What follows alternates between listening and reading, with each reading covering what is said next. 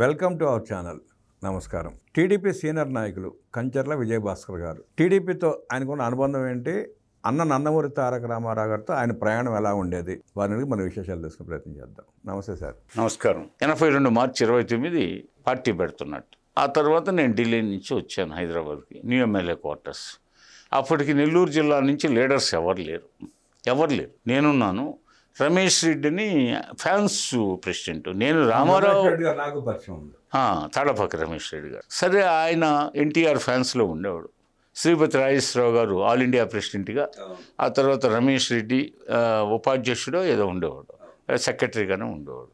వాళ్ళు అసోసియేషన్ తరఫు. నేనేంటంటే వ్యక్తిగతంగా బంధుమిత్రుల దగ్గరికి పోయి షూటింగ్లు, సినిమా యాక్టర్లను చూడాలనే క్రమంలో ఎన్టీఆర్ గారితో ఎక్కువ అనుబంధం ఏర్పడింది. ఆ తర్వాత ఆయన నన్ను చాలా ముచ్చటగా గౌరవించడం, షూటింగ్లకి రమ్మడం, వెళ్ళడం, అక్కడ మాకు తినిపించడం, ఇట్లా చేస్తున్న నేపథ్యంలో నా పేరు డైరీలో రాసుకోవడం, ఆ తర్వాత నన్ను టచ్లో ఉండమని చెప్పడం, ఆ తర్వాత పార్టీ పెట్టిన రోజు నేను ఆయన కలవడం జరిగింది. తర్వాత మేము ఆయన పార్టీ అనౌన్స్ చేసిన తర్వాత, తెలుగుదేశం అని అనౌన్స్ చేసిన తర్వాత, మీరు ఊర్లోకి వెళ్ళేసి సైకిల్ ర్యాలీ పెట్టమన్నాడు. అంటే కొన్నాళ్ళ తర్వాత సైకిల్ ర్యాలీ కావాల నుంచి వెంకటగిరి దాకా, అటు తడ దాకా కొన్ని సైకిళ్ళు సొంత సైకిళ్ళు ఎన్ని ఉంటాయి, పోతే అద్దె సైకిళ్ళు తీసుకొని ఆ అద్దె సైకిళ్ళు రోజుకింతనే బాడుగు ఇచ్చేసి ఇలా కొన్నాళ్ళు ర్యాలీ చేసాం. ఆ తర్వాత ఈ చిన్న ఈ మైకులు పెట్టి, ఈ ఆటోలు పెట్టించి, ఆటోలు కూడా లేవు అప్పుడు, పెద్ద కొద్దిగా 1-6 ఆటోలు, రిక్షాలు ఈ పెట్టించి తెలుగుదేశం పిలుస్తుందిరా అని అప్పటికే లారీలకి పోతే ఇవన్నీ ఉన్నాయన్నమాట. ఈ క్రమంలో ఆయన, నా వయస్సు అప్పటికి 21, ఆయనకు నా వయస్సు తెలియక ఫస్ట్ లిస్టులో నా పేరు నాకు తెలియదు. ఒకరోజు నేను రామకృష్ణ స్టూడియోస్ నుంచి లంచ్కి అప్పుడు హైదరాబాద్లోనే రూమ్ తీసుకున్నాను. నన్ను కాచిగూడ చౌరస్తాలో ఉడిపి కెనరా టిఫిన్ రూమ్స్ అని నేను ఇంకా కొంతమంది మిత్రులు రూములు తీసుకొని ఉంటున్నాం. ఆ నేపథ్యంలో వేరే తిరుపతికి చెందిన ఒక ప్రొఫెసరు, నేను లంచ్కి వెళ్ళి తిరిగి వస్తున్నాం. గేటు దాటి లోపలికి పోయే క్రమంలో మా కావలికి చెందిన, ఇప్పుడు సోమిరెడ్డి చంద్రమోహన్ రెడ్డి గారి బావ రామకోటారెడ్డి గారని ఆ కావలి ల్యాండ్ లార్డు, కావలి పాత ఊరు వాస్తవ్యులు, ఆ రోజుల్లో పెద్ద ఫ్యామిలీ, ఆయన సౌమ్యుడు. ఆయన కొంతమంది కావలి వాళ్ళు, ఏంటి భాస్కరయ్య నువ్వు మాతో ఒక మాట కూడా అనలేదు, ఏంది ఏ విషయం అన్నాను. నీ పేరు అనౌన్స్ చేశాడు ఫస్ట్ లిస్టులోనే, ఇప్పుడే అనౌన్స్ చేశాడు ఎమ్మెల్యే క్యాండిడేట్గా అన్నాడు. లేదు నేను ఎందుకు అడుగుతాను, నా వయసు చాలదు కదా అన్న. అంటే వాళ్ళకి తెలియదు కదా, కొంచెం పొడవుగా, కొంచెం ఒడ్డు పొడవు ఉన్నా. సరే అవునా అనుకొని, ఓహో పెద్ద ఆయన కొంచెం ఏజ్ ఆలోచించి ఉండడం, నా ఒడ్డు పొడవును బట్టిని, రండి ఇప్పుడే చెప్తాను, నేను I'm unable to contest due to my under age అని చెప్తాను మీ ముందే. లేదు, నేను ఏదన్నా ఉంటే మీతో చెప్పేవాడిని కదా, అందరిని సంప్రదించకుండా ఎట్లా, రేపైనా మీ అవసరం ఉంటుంది కదా. లేదు, నేను అనర్హుడిని అని నోటీస్ బోర్డు దగ్గర తీసిపోయారు. అక్కడ నా పేరు అప్పుడే తగిలిచ్చున్నారు. అప్పుడే కొన్ని నిమిషాలు అయింది. వెంటనే పోయి కలిస్తే నాదెళ్ల భాస్కరరావు గారు, ఎన్టీ రామారావు గారు ఇద్దరు ఉన్నారు. పోయాను. అవతల సార్ ఇట్లా మీరు ప్రకటించారు, కృతజ్ఞుడిని, కానీ నేను అనర్హుడిని due to my under age అని చెప్పాను. అవునా, ఇప్పుడు ఏం చేయాలా? నాదెళ్ల భాస్కరరావు గారు ఏం చెప్పారంటే, వేసేయమన్నాడు నామినేషన్. అదేం కాదు, వేసేసి ఆ ఎలక్షన్ పిటిషన్ ఇప్పుడు ఇంకో రెండో ఎలక్షన్లో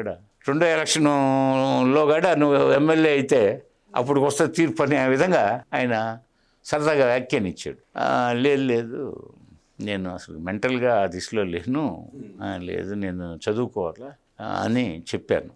ఆ తర్వాత సరే, ఆ రోజు పాతలపల్లి వెంగళరావు గారు మా అభ్యర్థి, మామయ్య కంటెస్ట్ చేయకుండా ఆయనకి ఇచ్చిన అవకాశాన్ని వదిలేసి పాతలపల్లి వెంగళరావు గారు, ఆయన ఫాలో అయ్యారు. అప్పటికి మామయ్య ఎలక్షన్స్కి అంతో ఎంతో దోహదపడుతుండేవాడు. ఆయన్ని పెట్టి గెలిపించడం జరిగింది, 10,000 ఓట్లతో గెలవడం జరిగింది. ఆ తర్వాత నాదెళ్ల భాస్కరరావు గారు ఇన్సిడెంట్ జరిగిన తర్వాత రామారావు గారు అసెంబ్లీని మధ్యంతరంగా రద్దు చేసిన తర్వాత ఎన్నికలు రావడం, అప్పుడు రామారావు గారు తిరిగి నాకు బీ ఫారం రెడీ చేశాడు. అప్పుడు నీ వయసు ఎంత అన్నాడు. నిజంగా నాకు వయసు లేదు, 10th క్లాస్లో నాకు 13 సంవత్సరాల చిల్లర, 13+, 15 పూర్తి కావాలి కదా. అయితే జిల్లా కలెక్టరు పోతే జిల్లా విద్యాశాఖ అధికారి వాళ్ళకి డిస్క్రిషనరీ పవర్స్ ఉంటాయంట, తక్కువ వయసున్న విద్యార్థిని అనుమతించాలన్నా లేదనే వారు విచక్షణ జ్ఞానం మేరకు పరీక్ష రాసే అవకాశం వారికి ఉంది అధికారం. కాబట్టి వారిని సంప్రదించమన్నారు. అప్పుడు వెళితే వాళ్ళు నా ఏజ్ని ఒరిజినల్ ఏజ్ కాకుండా పెంచి 15 సంవత్సరాలు పూర్తయినట్టుగా రికార్డు ఉందంటే అయితే సరిపోతుంది కదా అన్నాడు. కరెక్ట్గా సరిపోయింది. కొంచెం ఇంకా రోజులు ఎక్స్ట్రా ఉందంటే, కొద్దిగా 15 దాటింది, అంటే 25 దాటింది. అప్పుడు కంటెస్ట్ చేయమన్నాడు. వద్దు సార్, మా మామగారిని సంప్రదించండి, కొండపనాయుడు గారిని, ఆయన పెద్ద వయసు, పోతే మంచి అనుభవజ్ఞుడు, ఆయనకి ఇవ్వండి టికెట్, జీవితాంతం ఆయన యాంటీ కాంగ్రెస్లో ఉండి చాలా నష్టపోయాడు, మీరు కూడా ఫస్ట్ టికెట్ ఇస్తామంటే వద్దన్నారు కదా, ఆయన చాలా మొత్తం కుటుంబాన్ని పట్టించుకోలేదు, ప్రజలే శ్వాసగా ప్రజలే ఆశగా జీవించాడు, పోతే అందుకని ఆయనకి టికెట్ ఇవ్వండి అని రిక్వెస్ట్ చేశాను. లేదు, నువ్వు నా కోసం, నాకు బాల్యం నుంచి తెలుసు, నువ్వు చాలా ఆశయాలు ఉన్నాయి నీకు, పోతే ఆదర్శాలు ఉన్నాయి, పోతే నువ్వు నాకు అవసరం, నీలాంటి పరిశుద్ధాత్మ కలిగిన యువకులు అన్నాడు. అయితే మామయ్యతో చెప్పండి, మామయ్య ఓకే అంటే పోటీ చేస్తాను. నేను అక్కర్లేదా అన్నాడు. లేదు సార్, భలేవాళ్ళు సార్, ఆయన కళ్ళ ముందు పెరిగాను, మా అందరికీ ఆయన గొప్ప నాయకుడు ఆ రోజుల్లో, పైగా ఇప్పటికీ ఆయనకి చాలా మంచి గ్రంథ రచయిత, పోతే చాలా నేను నా దేశం, మనము మన దేశం, నవ్యాంధ్ర, దేశదర్శిని, ఈ పుస్తకాలు అప్పటికే రాస్తున్నాడు. ఈ పరిస్థితుల్లో ఆయన చాలా వందలాది ఎకరాలు కోల్పోయాడు సార్. అంటే నాకు తెలుసు వారిని గురించి, వారి తండ్రి మాతో భాగ్యచక్రం నిర్మించాడు, వారు చాలా గొప్పవారే, నాకు ఆయన మీద అవగాహన ఉంది, కానీ నేను నిన్ను పెట్టాలనుకుంటున్నా, ఆయనకిచ్చే సముచిత స్థానం, ఆయనకిచ్చే గౌరవం ఆయనకి ఇద్దాం, నువ్వు ముందు పోయి పోటీ చేయంటే మామయ్యని పిలిపించి చెప్పమని. అప్పుడు పిలిపించాడు. మా వాడికి చిన్న వయసు, ఇప్పుడు ఏం తొందర, నన్ను సమర్థిస్తాడు, ఎరా అని అడిగాడు రామారావు గారు. అంటే మామయ్యకి టికెట్ ఇవ్వమన్నా. లేదు, నువ్వు నామినేషన్ ఇయ్యి అన్నాడు. రామారావు గారు బీఫారం ఇచ్చారు. ఇచ్చిన తర్వాత రామారావు గారు వెళ్ళిపోయారు రథం ఎక్కి ఏకుందామన్న. ఆ వినాయక పూజ చేసి రామకృష్ణ స్టూడియోలో. అప్పుడు నా భుజం మీద చేసి ఫోటోలు గడి దిగాడు పోస్టర్స్ కోసం. అవన్నీ విజయవాడలో ఇచ్చి ప్రింట్ చేయించి గోడలు కనిపించాయి. అట్లాగే ఎలక్షన్ మెటీరియల్ నీకు ఎక్కువ పంపిస్తాను, నేను కొంచెం అదనపు సమయం కేటాయిస్తాను నీ గెలుపు కోసం అన్నాడు. ఆ తర్వాత నేను కొంత అమౌంట్ కూడా పంపిస్తాను నీకు ఎన్నికల ఖర్చుకి, మెటీరియల్ కూడా ఎక్కువ పంపిస్తానని చెప్పాడు. ఈ క్రమంలో నాకు టెన్షన్గా ఉంది. అందరూ టికెట్ వచ్చిందని ఆనందపడతారు, కానీ నాకు ఈ మామయ్యకి ఇవ్వకుండా నాకు ఇస్తున్నారే, మామయ్య పరిస్థితి అన్నీ లోతుగా తెలిసిన నాకు వద్దంటే నేను కావాలన్నాడు. మామయ్యని తృణీకరించాల, మామయ్యకి ఇచ్చే గౌరవం మామయ్యకి ఇద్దాం. నేను సతమతం అవుతున్నా, మనశ్శాంతి లేదు నాకు.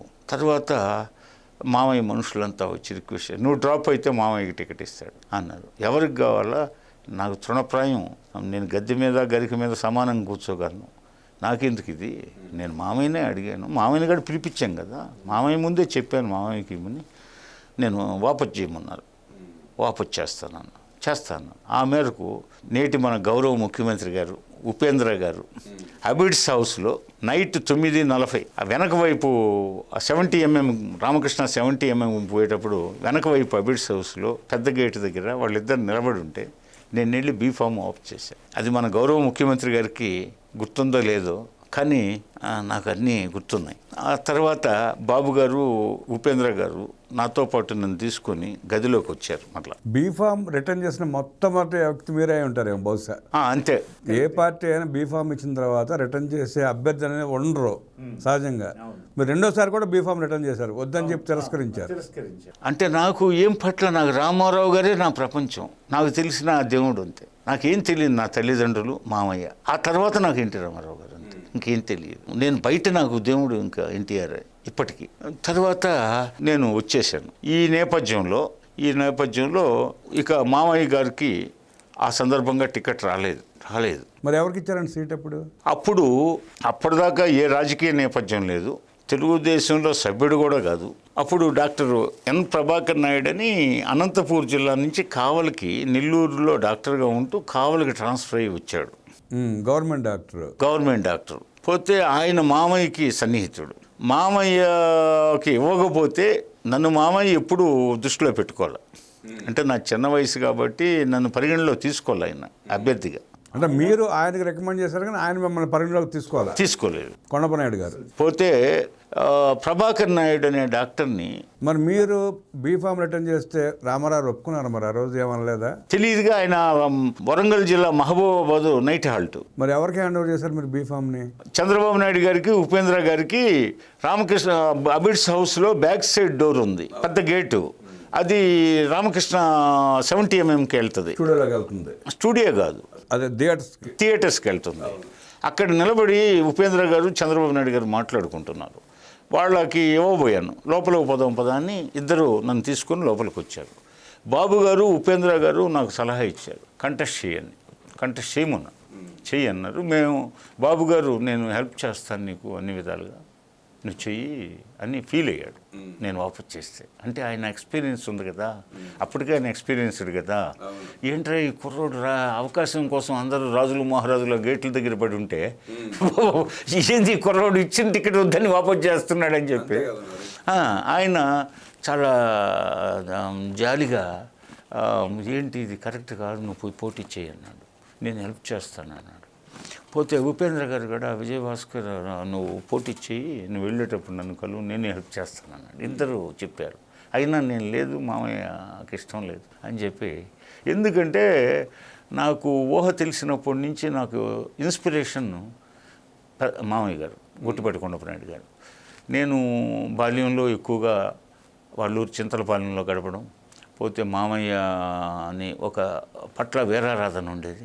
పైగా ఆయన ఆదర్శమైనటువంటి రాజకీయవేత్త, సహకార రంగంలో, వ్యవసాయ రంగంలో, పంచాయతీరాజులో రంగంలో నిష్ణాతుడు. పోతే ఆయన సమితి ప్రెసిడెంట్గా, జిల్లా పరిషత్ చైర్మన్గా అనేక వేల ఉద్యోగాలు ఇచ్చాడు. ఈ నేపథ్యంలో రామారావు గారు అక్కడ ఉన్నారు, వరంగల్ జిల్లా మహబూబాబాద్ నైట్ హాల్ట్. ఈలోపు నర్సయ్య గారు వచ్చారు, చీఫ్ సెక్యూరిటీ ఆఫీసర్ గారు, ఎస్పీ నర్సయ్య గారు. ఆ తర్వాత ఆయన ఐజీఐ రిటైర్డ్ అయ్యాడు, ఏలూరు రేంజి. ఆయన తటస్థపడ్డాడు. నేను బాబు గారికి, ఉపేంద్ర గారికి బీఫార్మ్ ఇచ్చిపోయేటప్పుడు తటస్థపడ్డాడు నర్సయ్య గారు. ఏంటి విజయభాస్కర్ ఎప్పుడు పోతున్నావు నామినేషన్ కానీ అడిగాడు. లేదు వాపస్ చేశాను. ఎందుకు వాపస్ చేశాను? ఎవరు చేయమన్నాను నేను? పోతే రామారావు గారు చెప్పకుండా చేయొద్దు, వరంగల్ నైట్ హాల్ట్, ఇప్పుడు నేను తెల్లవారి వస్తాను, నువ్వు ఈలోపు నా దగ్గర అంబాసిడర్ కారు ఒకటి ఉంది, బ్లాక్ కారు, ఆ కారు వేసుకొని వెళ్ళిపో, రామారావు గారిని కలువు, ఆయన సలహా తీసుకో అని నర్సయ్య గారు గట్టి సూచించాడు. లేదు నేను మనసు బాగలేదు, నాకు అక్కర్లేదు, మా మామయ్య అంగీకరించట్లేదు, నాకు వద్దన్న. నర్సయ్య గారు గడి బతుకున్నాడు. అప్పుడు నేను ఇంకా అన్నీ వదిలేసి వెళ్ళిపోయాను, కావలికి వెళ్ళిపోయాను. ఒక 2-3 రోజులు ఇంటి దగ్గర బాధాతప్త హృదయంతో అటు ఇటు, మామయ్యకి టికెట్ రాక, నాకు టికెట్ రాక, ఏ మామయ్య కోసం టికెట్ వదిలేసాను, ఆయనకి టికెట్ రాక, నాకు రాకని మానసికంగా బాధపడ్డాను. మరో ఎపిసోడ్లో మరిన్ని విశేషాలు తెలుసుకునే ప్రయత్నం చేద్దాం. 2 సార్లు బీఫామ్ ఇచ్చిన, తిరస్కరించిన, నాకు వద్దు అన్న విజయభాస్కర్ గారిని అభినందిస్తూ మరో ఎపిసోడ్లో మరిన్ని విశేషాలు తెలుసుకునే ప్రయత్నం చేద్దాం. నమస్కారం.